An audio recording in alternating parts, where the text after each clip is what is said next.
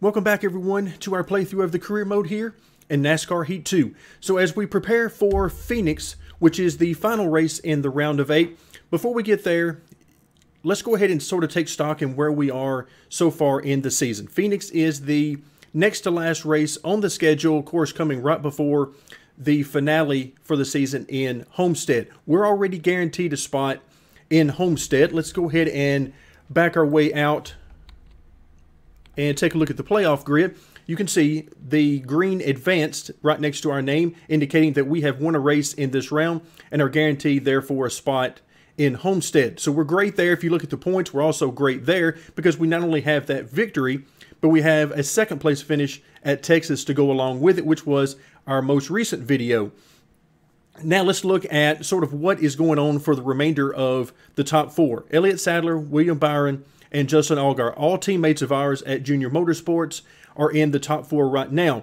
However, Blake Cook, Eric Jones, Ty Dillon, and Daniel Hemrick would love nothing more than to take at least one of those spots away. But let's face the reality. At this point, going into Phoenix, Ty Dillon and Daniel Hemrick basically are in a must-win. They have to get a victory here in order to take one of those top 4 spots. However, Blake Cook and Eric Jones are 11 and 12 points out respectively, and they have a little bit more realistic shot of getting in on points. But again, they're going to need Justin Allgaier to have a very bad race and finish somewhere 15th or worse at least, preferably worse for them. Of course, I'm hoping that we can have all the Junior Motorsports cars to make it to Homestead, and we'll race and keep the title amongst ourselves regardless of what happens. But we already know Eric Jones is fully capable of winning a race. So if you're Justin Allgaier in particular, you've got to be leery of that going in, and you've got to plan on trying to at least beat William Byron on the racetrack so that you can make sure you get enough points to try to keep yourself in it, just in case somebody like Eric Jones does get the victory. But all of that, of course, is going on behind us. We are in great shape, so we're going to head into Phoenix, and we're going to have a lot of fun.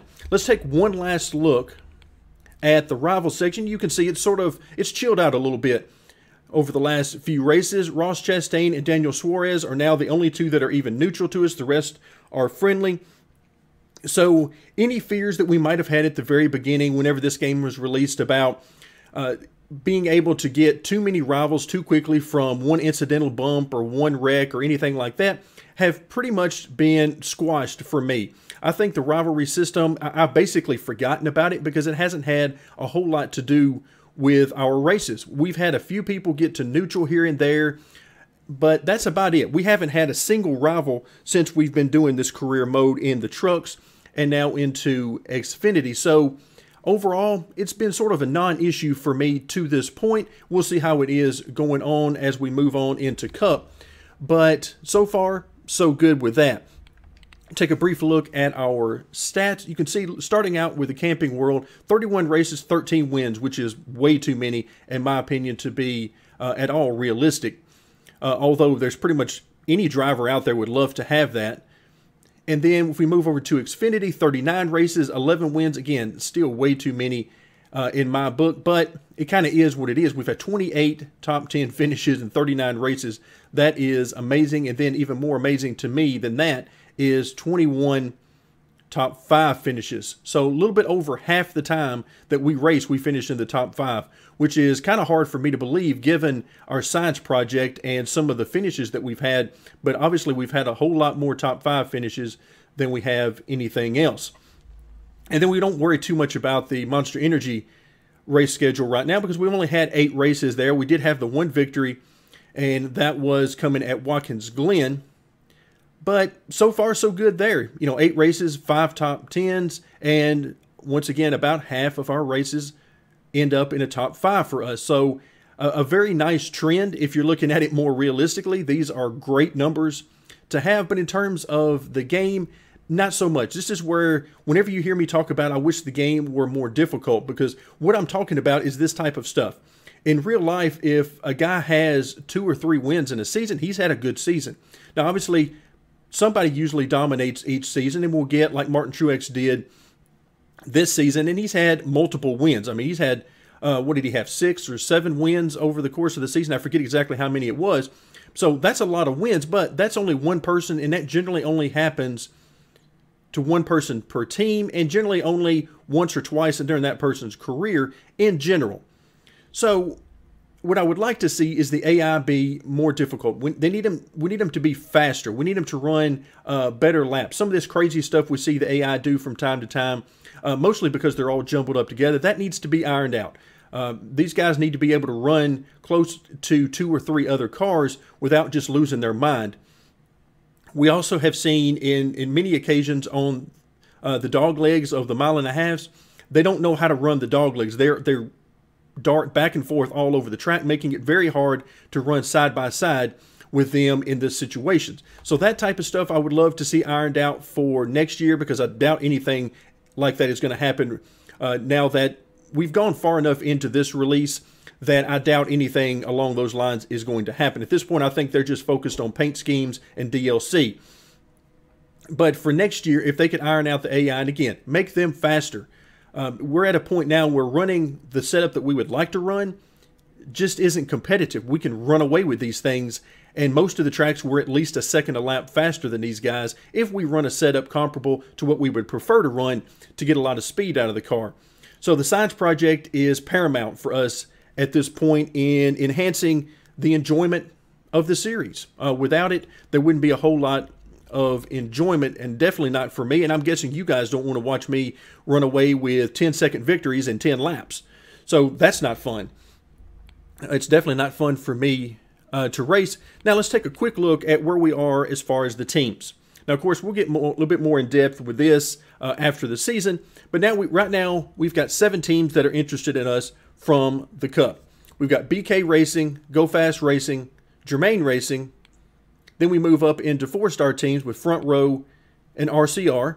Then finally, we have 2 5-star teams that are interested in us with Hendrick and Stewart Haas. So we've got some teams that are interested in us already at the Cup level. And, of course, we're done with all the hot seat offers. All of that stuff is done for the season. We're definitely not going to be getting any hot seat offers for to race at Homestead. And I would imagine there is an extremely small likelihood that we'll be getting anything for Phoenix either. So we've had options to get 3-star rides, 4-star rides, and 5-star rides, and we've taken advantage of all but one of those, I believe. So things are going great. I'm happy with how they're going, with some issues aside with the AI. So now, as we sort of finish up with where we are, what we're going to be paying attention to mostly here is we're going to see if we come up on Justin Allgaier in this race. Where is he running? Is he running in the top 10, top 15, top 20, and so on? He needs a great finish to sort of cement his ability to get to the next round. William Byron is looking really good. You can see he's +8 right now on 4th, which means he's +19 and +20 on the guys that are just outside looking in. So he's in good position. Basically, if he runs anywhere in the top 20, he's golden. So we think that he's pretty much safe, and then that goes even more so for Elliott Sadler. So anywhere in the top 20 and Elliott Sadler is golden. So really all these guys need to do is stay out of a wreck, and they're going to be fine to move on. So it really comes down to we'll be watching Justin Allgaier and then Blake Cook and Eric Jones to see if they can do something, maybe pull a rabbit out of a hat and get at least a top 5, if not a victory. So with that in mind, let's go ahead and press next race, and we're ready to head to Phoenix. Before we get this race started, let's go ahead and take just a moment to talk about a couple of things. One, of course, is going to be the setup, but we'll get to that in just a second. Before that, I want to let you know that this will be the first race that I will record using the new Blue Yeti microphone that we got recently during the whole Black Friday and Cyber Monday deals that were offered. And I think it's going to be a great thing. The one thing that has me a little bit worried about this microphone is right now with my current setup, with my desk and everything, there's not really a good spot to put it for racing. When I was recording videos for the other series that we've got going on the channel right now of Transroad USA, it was really no problem because I didn't have to worry about a steering wheel. There was nothing really moving during the recording other than me tapping on the keyboard and moving the mouse around. Well, here, the microphone is pretty close to the wheel itself, the Logitech G920 that I use for racing. And for those of you who have one, know that you can hear the the gears inside there turning. You can hear them grinding, and you can definitely hear that sound when you're using it. So I've done some testing, and I don't think it's going to be an issue, but if you hear something weird, the reason I want to point this out is if you hear something weird during the race that you haven't really heard before, it's probably what it is. So I've tried to do as much as I could to move the microphone around and keep that from happening as much as humanly possible. But for now, given the setup that I have and where everything has to be configured on the desk, even though I've got this on a boom right now, this is really the only spot I've got for it, and it's still fairly close. So again, just keep that in mind. If you do happen to hear something weird during the race, it's probably the wheel that you hear, particularly if I have to saw the wheel back and forth. You know, if we get out of control or something like that, that's when it will really become most evident, but hopefully it won't be that big a deal. All right, let's move on to the setup itself. All right, nothing really has changed very much since the last time we were here at Phoenix in this car. The only thing that I have changed is I've given us, you can see I have the spring settings highlighted, and I've given us 50 more pounds of right rear spring just to help the car to rotate a little bit, and that's just to enhance our fun. Again, we don't have to worry about where we finish in this race. It's a lot of drama going on with some other drivers, but not for us. We're already guaranteed a spot at Homestead, so we're going to go out here and have a little fun, and that's why I wanted to increase the right rear spring, just to try to let this thing rotate just that little bit more and see if we can't, particularly in turns 3 and 4, we can't get down on that bottom and really try to get that car rotated and get a good run off the corner. There are a few things that feel better on a short track than having a car that will rotate through the center and you can hammer that throttle coming off the corner. So with that in mind, let's go ahead and get this race started. All right, green flag here at Phoenix. We're starting in the rear, and it's a 26 lap race. Heavy braking into turn 1. I'm going to try to give these guys a lot of room. And of course, we want to get to the bottom. That's where all our passing opportunities are going to be. We could actually make some passes on the outside, but not when they're jammed up in here too wide like this. It's going to be very difficult to do that. So we're going to try to get down here on the bottom and see if we can't get this thing turned and get a few spots here and there, particularly in the first couple of laps. Of course, you can use the bottom here in this corner as well. Not really advised, but if you just have to have it and need the room, and it's there. Here it's much less of an issue because you don't have that much banking here anyway, so losing some of that banking isn't always as big a deal as the room it affords you.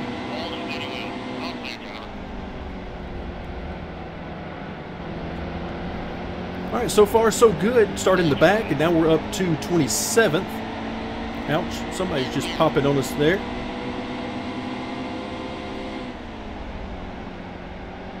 Again, I'm going to stick down here. One of the things I love about this track is the fact that you can use this area down here at the bottom. We're starting to see that a lot more, particularly with the Cup guys as they run down there. Sometimes all 4 wheels down there like we're doing. And I just think that's awesome that a track allows that type of room for racing.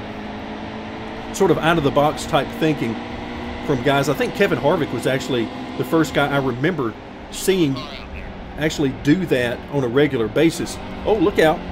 All right, somebody didn't like us being down there. Thought we were giving everybody room. Apparently we didn't give somebody enough room.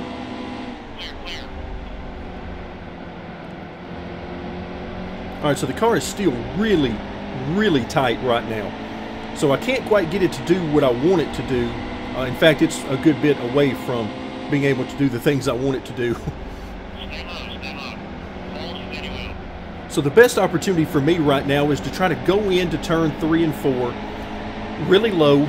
Like you see, all 4 wheels down below the yellow line or the white line, whichever the case may be.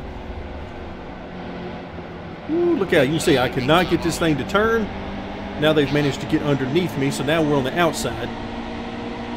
Again, not the end of the world, particularly if they're single file. We can make this work, at least for long enough that we can hopefully get back down. Oh, turn, turn, turn.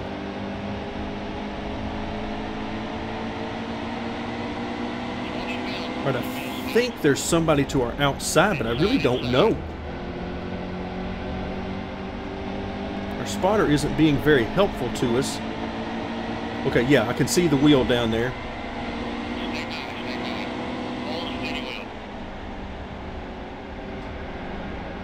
All right, I think we're clear now. He kept telling me stay high, but I'm pretty sure we're clear on the inside.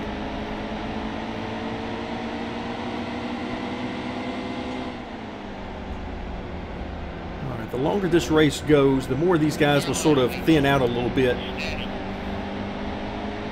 And we'll have better opportunities to sort of feel the cars that are around us and not have to worry so much about 2 and 3 wide all the time. All right, there we go. Try to get right back up on the banking in the center of the corner. Slide up in front of these guys, or at least slide up beside them as we exit. All right, trying to get the best run I can off the corner there, but we are just no good in turns 1 and 2. If I'm going to make up spots, it's going to have to be down here at this end of the track. All right, you can see going low. I can keep it down there if I have to, but it's not really good for the speed if I do that. It's much better if I can bring it back up on to the track.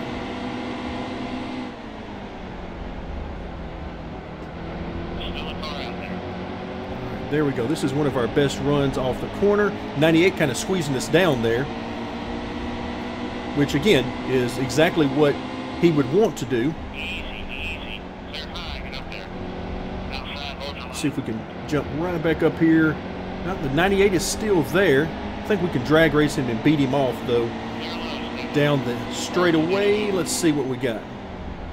All right, that should have done it. All right, so we're clear. That's good. So we were able to beat him down the straightaway. And now we're in good shape. Let's see what we can do with the 22 car again. Just trying to force our way back up onto the track here.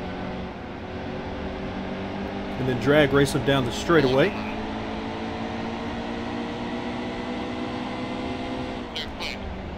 Ooh, heavy braking from the 01 going into the corner. All right, so we've made our way up to 14th and just under halfway. All right, this time I noticed he was giving us the bottom, so I stayed up on the track. If they'll give me the bottom, I'll take that up on the banking. That should help our speed.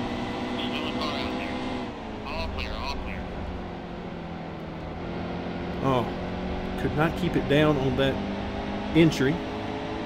Drove it in too deep. But fortunately, there was nobody to get back underneath us.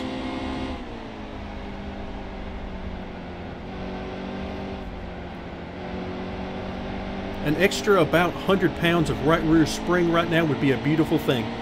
We could really get this thing to turn and make some passes. All right, so we're underneath the 33 car. Oh, I get back to the throttle and it goes straight to the outside wall. But fortunately, we were able to keep our position, so now we should be able to beat him down into the next corner and then carry more speed than him off turns 3 and 4.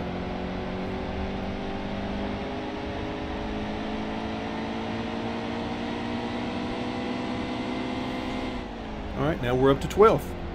Slow down, car, slow down.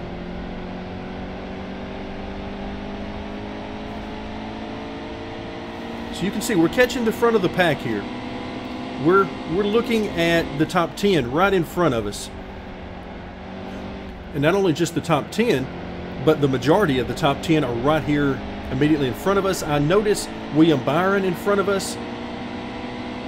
And just trying to look out and see who else is in front of us as far as the playoffs go. So William Byron having exactly the type of run that will make things easy for him to advance to Homestead.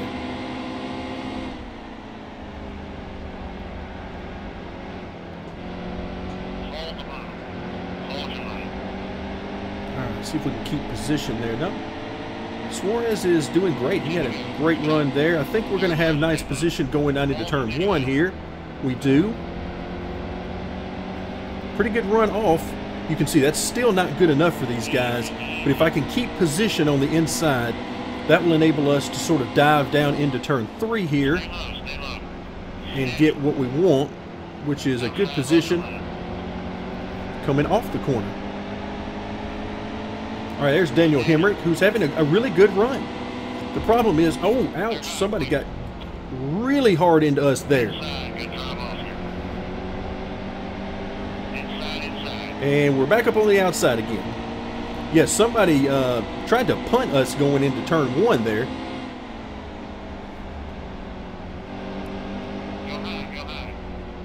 Let's try to stay up here on this high side. Try to hold our own as best we can. All right, this will not be a good area of the track for us. But I'm going to drive it down in there as hard as I can through all the bumps. Remember, we're trying to get back to the bottom, but I don't want to give up all the spots that I could easily do to get back down there.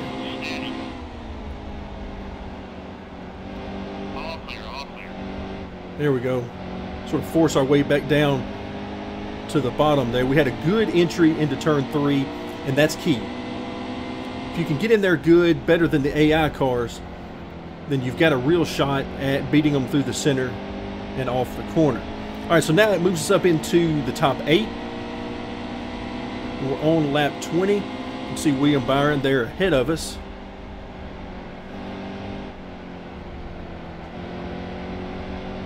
That extra 100 pounds or so, a little bit of extra track bar, all of those things would really help this car rotate through the center of the corner, which of course would help us maintain more speed.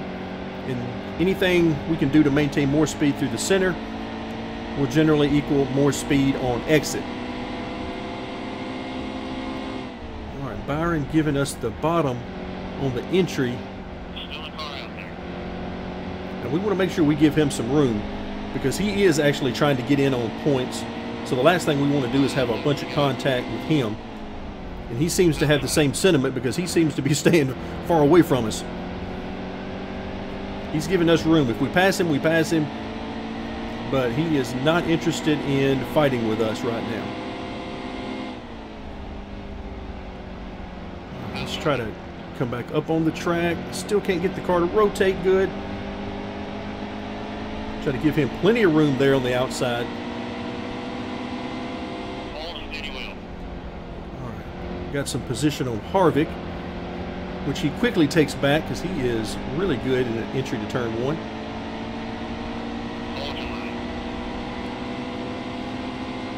Our teammate's still out there.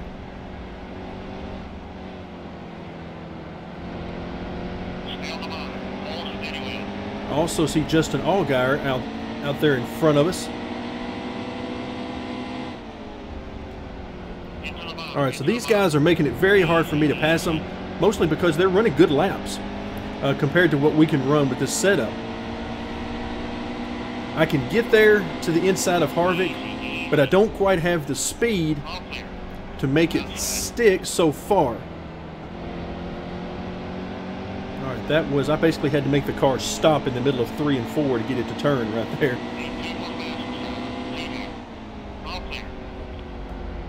Oh, too far up the track. Here he comes, and I can't get back down there. That's one of those superhero movements that the AI cars will do on you. They will move from the top of the track all the way to the bottom of the track, no problem. In real life, of course, you can't do that. You slide up the track, you're just up the track. The only way to get back down the track is to slow the car way down. The AI don't have that problem. You'll see them do that, move from top to bottom on the track with little issue. All right, so now here we are. Who do we see up here running up front? Blake Cook. Looking for a top 5 here. The only problem for Blake Cook right now is that the car he's fighting is immediately in front of him. So that's not going to help him. He's having the run he needs to have with a top 5. But, yeah, he had what he needed, but not quite the performance he needed from Justin Allgaier.